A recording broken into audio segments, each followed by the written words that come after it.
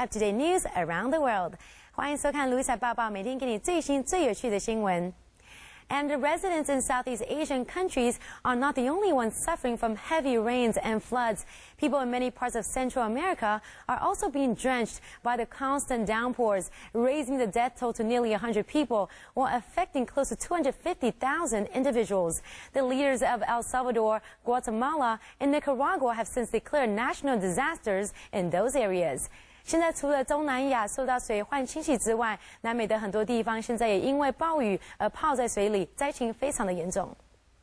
Rescue by helicopter for these stranded residents in Nicaragua. Torrential rains swept in from the Pacific last week over many parts of Central America, leaving a trail of devastation in their wake. President Daniel Ortega has declared a state of emergency after at least 8 people died and more than 130,000 affected by the floods. There are similar scenes in Guatemala after the San Juan River burst its banks, hitting the town of Santa Rosa especially hard. 35 people have been killed and thousands are staying in makeshift shelters around the country. Meanwhile, rescue teams in El Salvador tried to reach flood victims in Bajo Lampa area after the country's largest river burst its banks, forcing thousands to evacuate.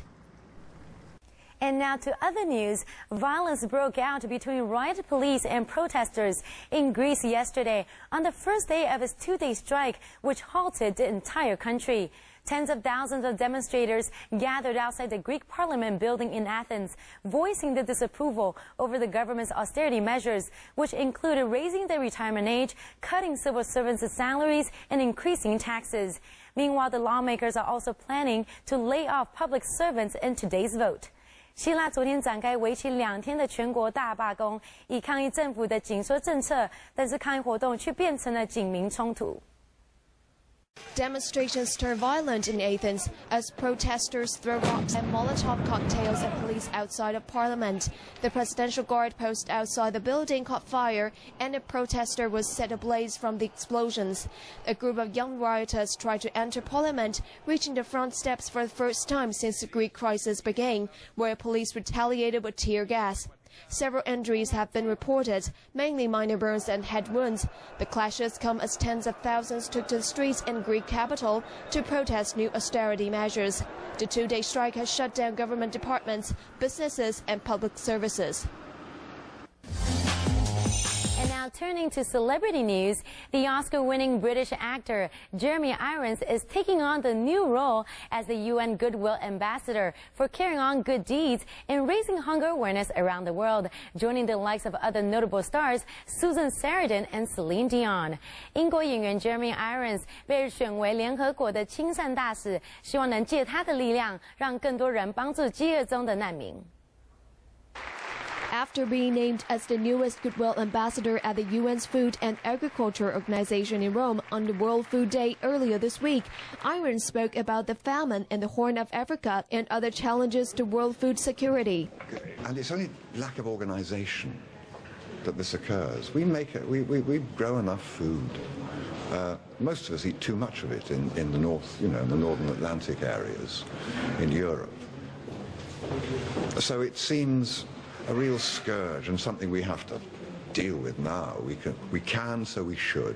And I thought, if I can help in any small way by pushing it further up the agenda, why not? We can do an awful lot about hunger. You know in time, if you have the research in place, if you have the people on the ground in place, to know not only what's projected for the next year, but how the money that is raised with such difficulty from governments and from private individuals, how that can best be used without going into the pockets of people on the way, but can actually get into that bowl that's empty.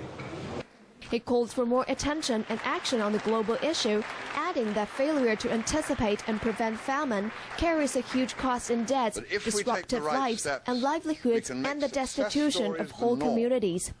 Jeremy Irons has been supporting activities to end world hunger for years. In 2010, he participated in the advocacy project of the 1 Billion Hungry campaign, aiming at drawing awareness to and spurring action on chronic hunger, which affects an estimated 1 billion people globally every day. Commemorating FAO's founding in 1945, World Food Day is celebrated on October 16th in at least 150 countries worldwide. Amid 5 consecutive years of unstable and often rising food prices, which currently stand close to record levels, Food Prices from Crisis to Stability was chosen as the World Food Day theme for 2011. I want you to get mad. I want you to get up right now, stick your head out of the window and yell, "I'm mad as hell, I am mad as hell, I am mad as hell, and I'm not going to let 1 billion people go hungry." You tell them. And now to movie news, survival of the fittest, or in this case, survival of the wealthiest. Pop star turned actor Justin Timberlake's upcoming sci-fi thriller, In Time, takes you into a world where the longevity of your life depends on how much money you have or how useful you are. Justin Timberlake 不唱歌的时候都在忙着拍电影，最近带来他的新片《终点站》，描述未来人们用时间当作货币，没有时间的人就会死亡。Starring Justin Timberlake and Amanda Seyfried, In Time is set in the future, where scientists can switch off one's aging gene with people stop aging at 25 years old. To prevent the world from being overpopulated, people have to work in order to buy more time to live. However, those who have deep pockets have the leisure to live forever. Timberlake, who plays Will in the action flick, fights to gain control of his life with guns in hand when necessary, which is nothing new for the 30-year-old star who had some prior experience. Well, I'm from Tennessee, so we like sort of born with gun. No, my grandfather bought me my first rifle when I was 10. It's like a .22 rifle, and I would just use it for target practice. But you know, I don't know, guys like guns. We like them.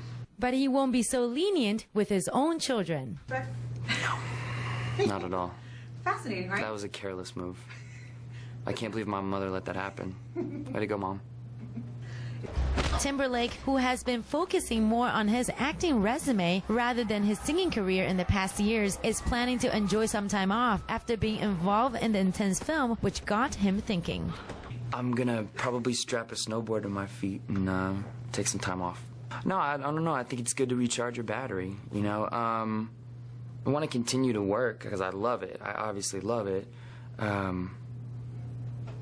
But I think, you know, I'm definitely, you know, you do a movie like this and it's very cathartic, and you kind of, you feel like, after walking away from this movie, I was kind of like, yeah, I should appreciate my time more, while I still have a body that I can still go do things.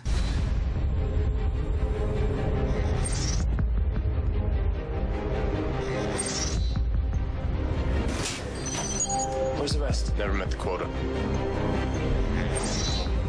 2 hours. It's a 2-hour walk. I have an hour and a half. And you better run.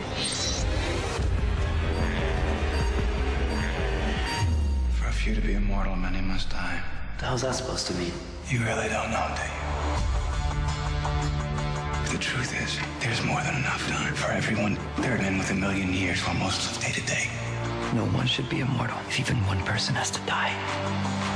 You're not from around here, are you? What are you gonna do? Steal? Come with me. I'm gonna make them pay.